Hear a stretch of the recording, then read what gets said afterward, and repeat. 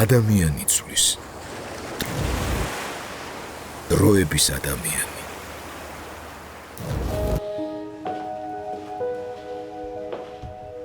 ბევრი ხელოვანი საერთოდ გამიჯნულია პოლიტიკურ ცხოვრებას ჩვენთან. მე პირიქით შემიძლია თქვა, რომ ზედმეტად ვარ ჩართული.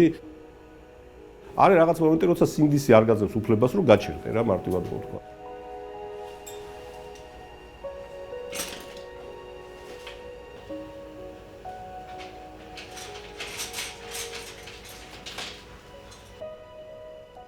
დავიბადე ენათმეცნიერის და გეოლოგიის ოჯახში. ბავშვობაზე მახსენდება უზრუნველობა შედარებით. ბავშვი ბედნიერი ხარ. აი ეს პატრიოტული გრძნობები ალბათ ოჯახიდან წამოვიდა პირველ რიგში. სადღაც 12 წლიდან უკვე ჩამოყალიბებული ანტისაბჭოთა ელემენტი ვიყავი, ისე რომ ვერ ვაცნობიერებდი ამას. პირდაპირ როგორც ესეთი აგიტაცია არ იყო, ეგ იყო ცხოვრების მაგალითით ხვდებოდი უკვე თვითონ. რა ინტერესებდა დედაჩემს მამაჩემს, ხო და აი ამას რო ვაკვირდებოდი, ახლა დედაჩემი ენათმეცნიერი იყო, როგორც გითხარით და ისაკ ხაძოევი ეგეთი ინგუში მოღვაწე, საზოგადო მოღვაწე, რომელიც რამდენიმე წლის წინ გარდაიცვალა, მეგობრობდა ქართულ ენათმეცნიერების ინსტიტუტთან, ჩამოდიოდა. აი ეს საუბრები ყველაფერი მესმოდა, ნუ იმაზე რას ლაპარაკობდა რაღაც ეგეთი. მე დედაჩემს ძალიან უნდა არქეოლოგი გამხდარიყავი. რომ აი ესეც პატრიოტული ამბავი იყო და პიონერთა სასახლეში იყო ეგეთი ნორჩი არქეოლოგების წრე. აი სადაც მოუხდი და ზუსტად ჩემნაირი ხალხი გავიცანი, ნუ ხალხი რა, ბავშვები. ხო და ძალიან კარგი ურთიერთობა ჩვენი ხელმძღვანელი იყო ბატონი მერაბ ძნელაძე, არქეოლოგი დამსახურებული და ისეთი ნუ მაშინ ბატონი არ იყო, მაშინ იყო 27 წლის მერაბ ძნელაძე, რომელსაც ანდეს ჩვენმა მშობლებმა ჩვენი თავი დავყავდით ექსპედიციებში. აზროვნებას ალბათ ადამიანი იწყებს აი გარდატეხის ასაკში უკვე სერიოზულად და აი იმ პერიოდში უკვე ვიცოდი რომ ოკუპირებული ქვეყანა ვიყავით და ნუ შესაბამისად ახლა ვერც კი წარმომედგინა თქვა სიტყვაზე რომ მოვესწრებოდი საქართველოს დამოუკიდებლობას იმ პერიოდში, მაგრამ ვოცნებობდი რა, ასე ვთქვათ რა. და ნუ ესე გაგრძელდა მე უკვე და რა ვიცი, ამ გზიდან არ გადაგვიხვევია. სულ ხატავდი. აი სიამოვნებდა და ხატავდი. ბავშვის უპირატესობაც ეს არის რა, რაც სიამოვნებს იმას აკეთებს და არ ფიქრობს როგორი გამოუვა ნახატი, კარგია, ცუდია. არა, იმას სიამოვნებს უბრალოდ და ეს სიამოვნება მქონდა და მიგრძელდა. მაგრამ რახან არქეოლოგი უნდა გამხდარიყავი, უნდა ჩამემბარებინა ისტორიულზე. და მომზადებაც ისტორიულის განხრით დავიწყებ, მაგრამ აი ზუსტად მე-10 კლასში მივხვდი რომ არა მხატვარი ვარ რა. უნდა ჩავაბარო აკადემიაში. ნუ კონფლიქტი გამოიწვია ოჯახში, მაგრამ ჩემი გავიტანე. საერთოდ ხო საქართველოს შედარებით თავისუფალი მხარე იყო საბჭოთა სივრცეში და აკადემია ამ თავისუფლებაში უფრო თავისუფალი იყო გაცილებით. და როგორც კი დაიწყეს ეროვნული მოძრაობა, მახსოვს პირველად აი ბერიკონში იყო შეკრება ეგეთი ადგილი, სადაც ახალგაზრდული რაღაც ხორინისები და იქ 26 მაისს 88 წელს პირველად ხმამაღლა არა ისე რაღაც კერძო საუბრებში და არა ისე გავიგონე რომ საქართველოს უნდა იყოს დამოუკიდებელი და ესე და ნუ აი რა ვიცი, თაშემესხა. დაიწყო ეს მოძრაობა, რომელმაც მერე მიიყვანა საქართველოს, მიიყვანა რა, ნუ მსოფლიო ტენდენციებმა მიიყვანა, მაგრამ ჩვენ მონაწილეობდით. აკადემიაში საკმაოდ აქტიურად მონაწილეობდი ამ სტუდენტურ მოძრაობაში, ასე ვთქვათ, 9 აპრილზე ცალკე მოგონებები მაქვს. გადავრჩით პრინციპში, ჩვენთან ტელევიზიასთან იყო აკადემია და ჩვენთან არ იყო ისა, რა ქვია, გამოყენებული ეს ნიჩბები. მარტო ხელკეთებით და ნუ ესე ფიზიკურად დაგვარგვიეს და მიუხედავად იმისა, რომ რუსთაველი იყო დარბეული იყო, მახსოვს საშა ჩივაძე იყო ეგეთ ფეხბურთელი და ის მანქანით მოვარდა და დაიშალეთ ხალხო რუსთაველზე დახოცეს რაღაც, მაგრამ არავის ფეხი არ მოუწვია რა. ნუ აი ესე დაგვარგვიეს, მოვიწავლეს ზომიერად იქაც. დამოუკიდებლობის გამოცხადების პერიოდში ისე დაემთხვა რა ჩემი მხატვრული კარიერაც, რომ მაშინდელი მთავრობის სასახლეს წინ, ეხლანდელი პარლამენტის წინ იყო ეგეთი მხატვრის სახლი. ის თბილისის ომის დროს დაიწვა მთლიანად და მერე აღადგინეს. ხო და იქ იყო ეგეთი შემოქმედებით სახელოსნო რა, დაზგური ფერწერის, სადაც ნუ გარკვეულწილად პრესტიჟულიც იყო, იქ მოხვედრა ახალგაზრდა მხატვრები შეძლეოდა საშუალება 2 წელი ემუშავა, მერე შემაჯამებელი გამოფენა კეთდებოდა და ნუ კარგი ის იყო, ასე ვთქვათ, ბიძგი ახალი ცხოვრებისთვის და ნუ აი იქ მოვხვდი, პირველი თაობები იყო აქ ფარჯიანი, რა ვქო, აბრამიშვილი, მატუაშვილი, შავლა, ნუ არ მინდა ვინმე გამორჩეს უბრალოდ. კარგი ადგილი იყო. და ისე მოხდა, რომ თან ეს მთელი პერიპეტიები ამის წინ ვითარდებოდა. სახელმწიფო გადატრიალება პუტჩი დავარქვათ რა იმ პერიოდში რა, რაც მოხდა თბილისის ომი რამაც გამოიწვია. ჩემ თვალწინ იყო ყოველდღე ამას უყურებდი, მე შევდიოდი ვხატავდი. აი მაშინ დავფიქრდი, რომ რთულია ეგ რა მხატვრის, იმიტომ რომ ის სხვა სამყაროა აბსოლუტურად. ხა ბევრი ხელოვანი საერთოდ გამიჯნულია პოლიტიკურ ცხოვრებას ჩვენთან. ჩემ შემთხვევაში მე პირიქით შემიძლია თქვა, რომ ზედმეტად ვარ ჩართული, იმიტომ რომ მართლა ინტერესთა კონფლიქტია რა. აი როცა ასეთ თემაზე ფიქრობ, აკლდება იმფიქს, იმიტომ რომ ხატრობა კონკრეტულად ჩემ შემთხვევაში ვიძახი რა. გარდა იმისა, რომ არის რაღაცა პროცესი, ფიზიკური ისა, არის ფიქრი, სერიოზული ფიქრი. და როცა თავის ავსე გაქვს იმითი, ასე ვთქვათ, უხეშად რო თქვა რა, რაცაც მუშაობ, მაშინ კარგად გამოდის ეს ყველაფერი.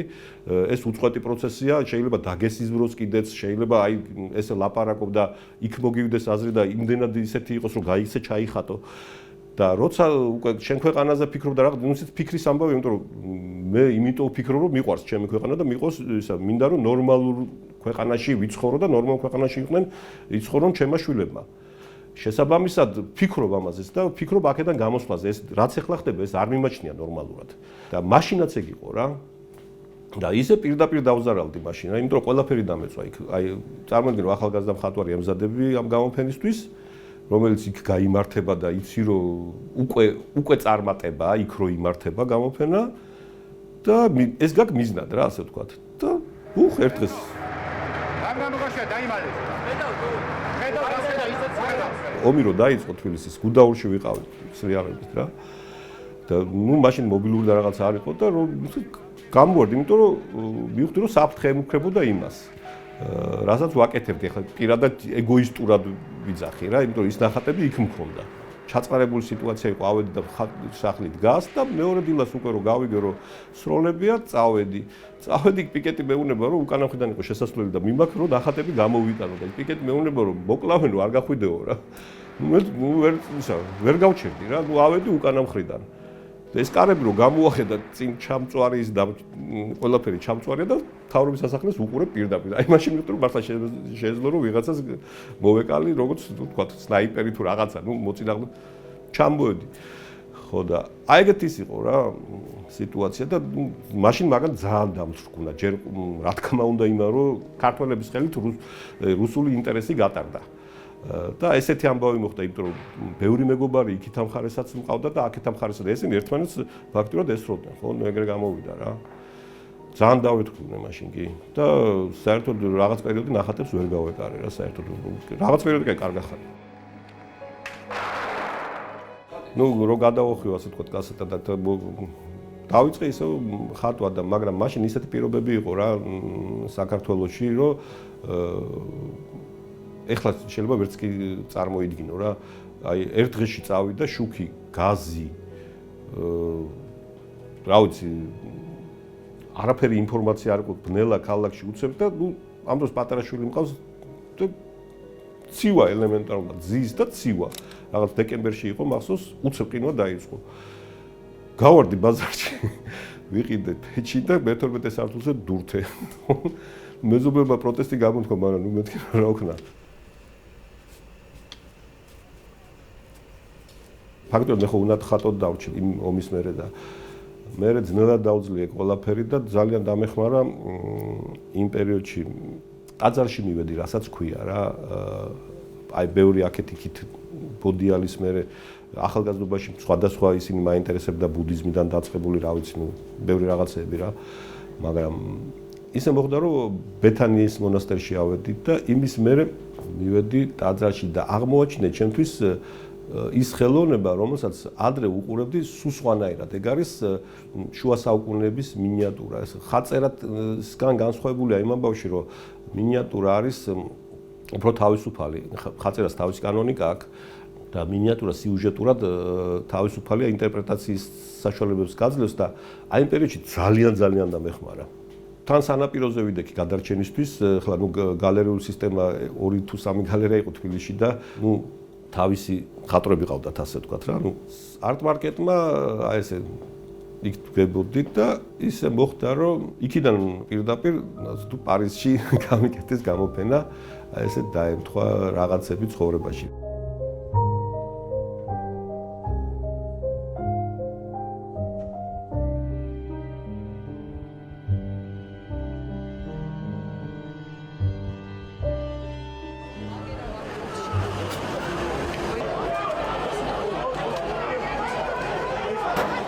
გავრილოვის ღამე იყო გარდამტეხი მომენტი რა.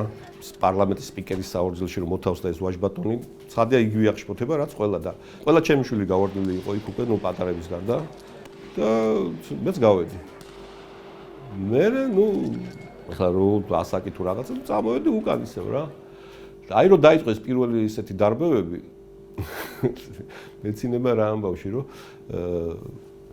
ისევ ისე მანქანით და მთელი სანაპირო სავსე იყო აი 50 გადაცილებული ხალხით, რომლებიც შვილებს ეძებდნენ. ხო და ესეთი ტალღა მივედი და ტელეფონები არ იჭერდა, რაღაცა უკვე გაზი დარბევები იყო ახლა და დაუწყე ძებნა. ერთი ვიპოვე, ველაპარაკები, ამ დროს გავართ პერიოდოსი და იქ ხუმბა რა აფეთ და ის რაღაც ლაპარაკობთ და ვეუბნები წამოდი მეთქი. არა ვარ წამოვალო. რატომ მეთქი? წამოდი, ვიცი რაც მოხდება მეთქი. ხა ესე შენ რო 9 აპრილს ახოდიო? არა მეთქი. ხო და მეც არ წამოვალო. ნუ ბეკ და დაუტოვე და წამოვედი.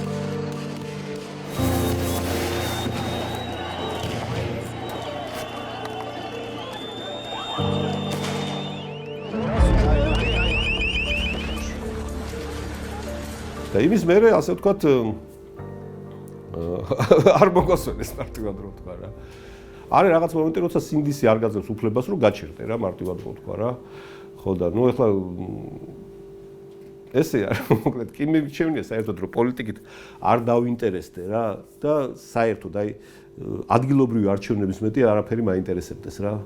ისიც იმიტომ რომ ვიღაცა წესიერი მენეჯერი ავირჩიო რომელიც მე შემეხება კონკრეტულად. მაგრამ ნუ ეხლა ესეთ სიტუაციაში ვარ. აი ჩემი აზრით ეხლა არის რაღაც აი ისეთი ისე ლაგდება მსოფლიო და ისეთი გადაწყვეტილებები მიიღება ასე ვთქვათ დიდი ბიჭების მიერ რომელიც 10 წლეულები განსაზღვრავს დანარჩენი მსოფლიოს ბედს და ნუ ძალიან არ მინდა იმ ხარეს აღმოჩნდე რომელიც ჩემი აზრით არასწორია.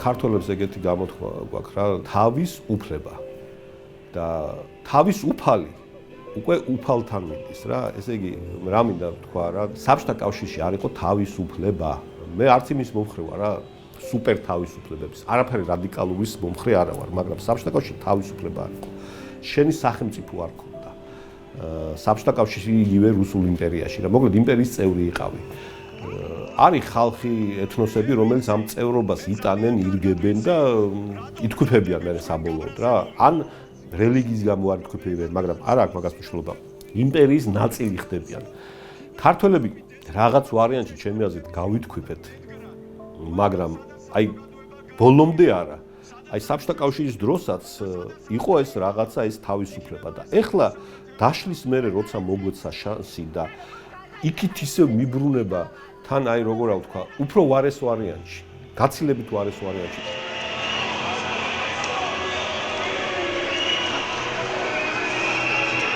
ახალგაზრდა თაობა რომელიც არ მოსწრებია საბჭოთა კავშირს ორი ვარიანტია რა გააჩნია ვისიც ელაპარაკება თქვათ ვიღაცა ჩემი ასაკის კაცი ეტყვის რომ აი ისეთი კარგი იყო აი შაქარს ყრიდით ღვინოში თავისით მოდიოდა ჩაის კრეფტით თავის აი ფული კეთდებოდა თვითონ გამოთქვა ფულის კეთება არის საშინელება რა ფული უნდა გამოიმუშაო აი ამ ცხოვრებას მისტერია იმიტომ რომ საბჭოთა კავშირის დროს მართლა საქართველოს გაცილებით უკეთ ცხოვრობდა ვიდრე დანარჩენი რესპუბლიკები მატერიალურად მაგრამ ესეც ისე არ იყო ეს იყო ერთგვარი ხარკი რომელსაც იმპერია იხდიდა ქართველების წინაშე მაგრამ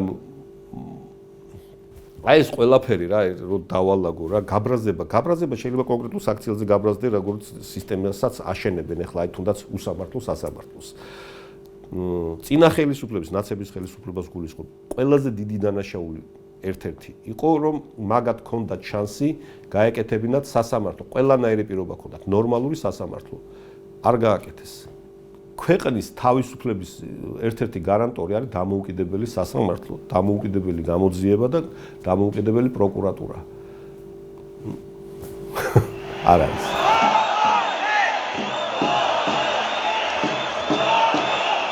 ახალგაზრდებს იმ საფრთხეს ვერ გზნობენ. აი ეს ნახევარ თავისუფლება გონიათ რომ შენარჩუნდება, მაგრამ სისტემა ჩემი აზრით ისეთია, რომ ან უნდა მოუჭიროს ჭანჭიკები ბოლომდე და გააქროს პროტესტი. ან უნდა გარდაიქმნას, რა ვიცი, საშუალო ვარიანტი ჩემი აზრით არ არის სამწუხაროდ. ისევე როგორც აი საგარეო პოლიტიკაში რა გამოდის რომ ნეიტრალობა კი შესანიშნავი იდეაა, რას ლაპარაკობ შვეიცარიის დონეზე, რა თქმა უნდა. ისრაელის დონეზე, რა თქმა უნდა. მაგრამ აქ ამ გეოპოლიტიკურ ველში ნეიტრალობა საქართველოსი წარმოუდგენლად მიმაჩნია. რა თქმა უნდა, ეგ არის ჩვეულებრივი სატყუარა რუსების. ეხლა ეს სახელოსნო სანამისკენი იქვე ახლოს დროებითი თავშესაფარი სახელოსნო მაქვს რა. და ყოველ საღამოს ავდიოდი რა თაბუკაშვილზეა ლაპარაკი და ავდიოდი რუსთაველზე ყოველ საღამოს ხოლმე ისე მეგობრები დასვენ, მაგრამ ქუჩის გადაკვეთაში არასდროს არ მიღია მონაწილეობა. უბრალოდ ისე დაემთხვა რომ აი იქიდან რომ ამოვედი, აი ზუსტად იმ მომენტში დაემთხვა. ეს ხო ვიცოდი რომ ესე იყო და აი ვერ გავჩერდი, უბრალოდ გადავედი რა.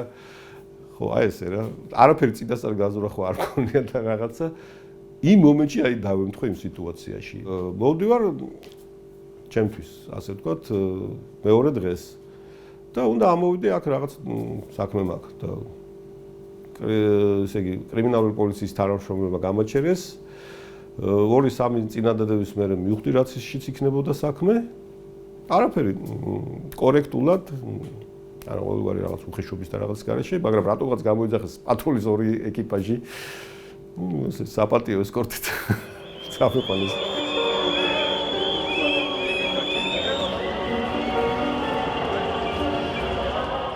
რასაც უყურებ არა ის ხალხი არის ვინც გავიცანი იქ. აი ყველაზე უანგარო ხალხი. ვინც გავიცანი ერთია და ჩემი უამრავი მეგობარი ხლა ნუ აი 9 აპრილის თაობა უამრავი პირადი მეგობარი, ნაცნობი და პირადი მეგობარი, კაი ნაცნობი თუ რასაც ქვია, იქ დგას. ეხლა წდება საქართველოს ბედი რომელ ასე ვთქვათ ჩემი აზრით. შეიძლება ვწდები. რომელ კალათაში ვიქნებით.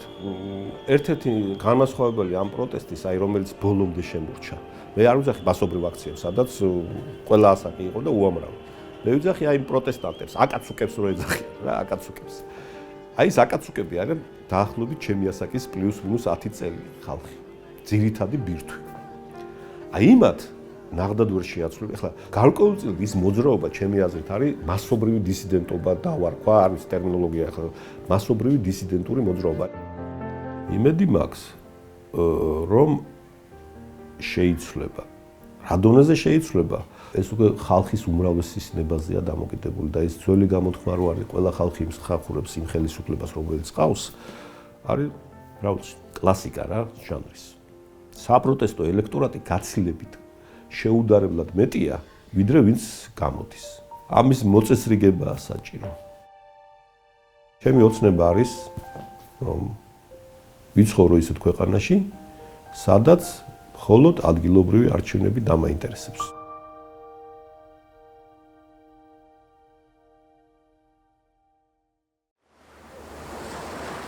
ადამიანი ცვლის.